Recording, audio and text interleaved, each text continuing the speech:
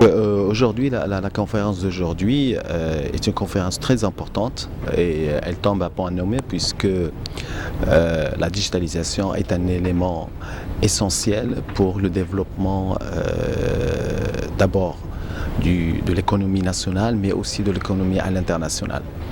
Et aujourd'hui, la spécificité du sujet, c'est la partie effectivement une Afrique connectée, une Afrique digitalisée connectée.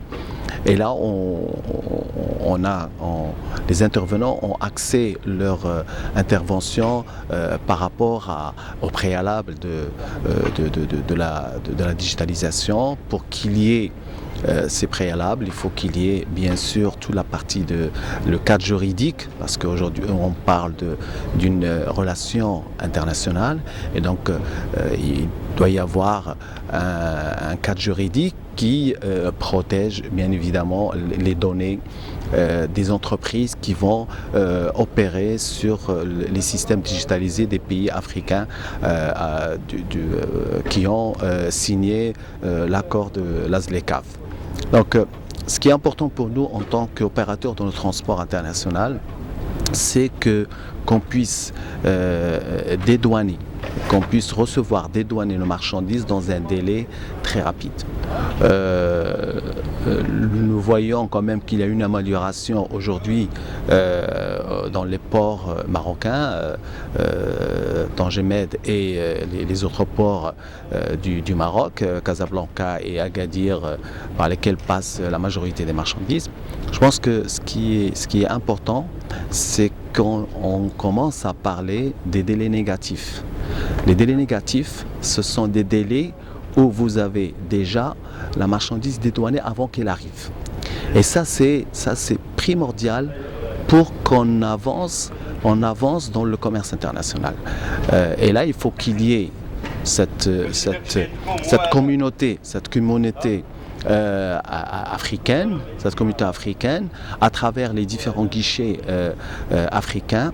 Il faut qu'il y ait cet encouragement à la digitalisation des différents process au niveau de tous les pays qui ont signé l'accord. Parce que même aujourd'hui, si vous avez encore les droits de douane entre les pays, cela ne poserait jamais de problème dans la mesure où il y a la facilitation, l'anticipation, la facilitation et la digitalisation. Au demain, si vous n'avez pas une digitalisation performante, même si vous passez à zéro de droits de douane et que vous avez encore les process en papier, les process et des contrôles qui finissent pas, on n'aura jamais atteint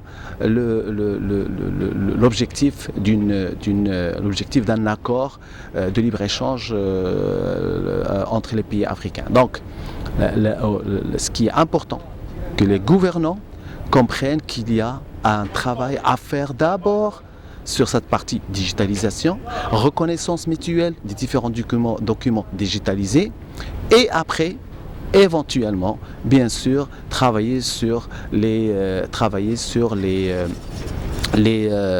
barrières non tarifaires de manière à ce que ça soit lucide, clair, pour les différents opérateurs du commerce extérieur. On commençait à travailler sur la digitalisation. L'objectif, c'était de voir comment on peut dématérialiser un certain nombre de documents. Et on s'est rendu compte, en fait, que quand on a commencé à digitaliser et qu'on voit qu'il y a le flux de documents passe par les systèmes d'information, on se rend compte aussi qu'effectivement, on gagne en productivité, on gagne en temps. Nous avons pu réduire, par exemple, si je vous donne l'exemple le bon à délivrer, l'exemple de dématérialisation de la déclaration, la DUM, nous nous rendons compte qu'effectivement, le fait d'éliminer ces allers-retours entre les différentes administrations nous a permis de réduire le temps de dédouanement de manière d'une manière significative. Donc, c'est pour ça que c'est un levier de développement. Après, bien sûr, il y a tous les paramètres autour qui doivent suivre pour justement permettre aux différents opérateurs à réduire encore le temps des dédouanements des marchandises et réduire le délai de séjour des marchandises dans les différents ports. Au Maroc, je pense que nous avons fait un travail très important dans un délai très réduit. Il faut dire qu'il y a moins de 10 ans, on avait un certain nombre de documents qui étaient très... on était à peu près entre l'import et l'export à 73 documents support papier. Aujourd'hui, nous sommes à moins de 10% puisque l'engagement d'importation, qui est l'élément important d'une opération à l'importation, a été dématérialisé. Et à partir de là, tous les documents qui suivent, la DUM, le bon à délivrer, le bon à enlever, moins de visites puisque nous travaillons par anticipation. Aujourd'hui, nous pouvons dire qu'on est à plus de 80, voire 90% de documents digitalisés. Ce qui reste encore, je dirais que c'est quelques documents, mais qui sont aussi importants.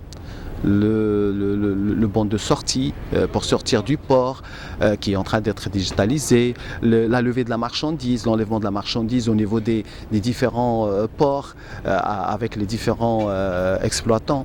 Donc, il faut qu'il y ait encore, il faut que ces intervenants dématérialisent dématérialisent leurs documents de manière à ce que ça soit une dématérialisation, je dirais, complète et définitive.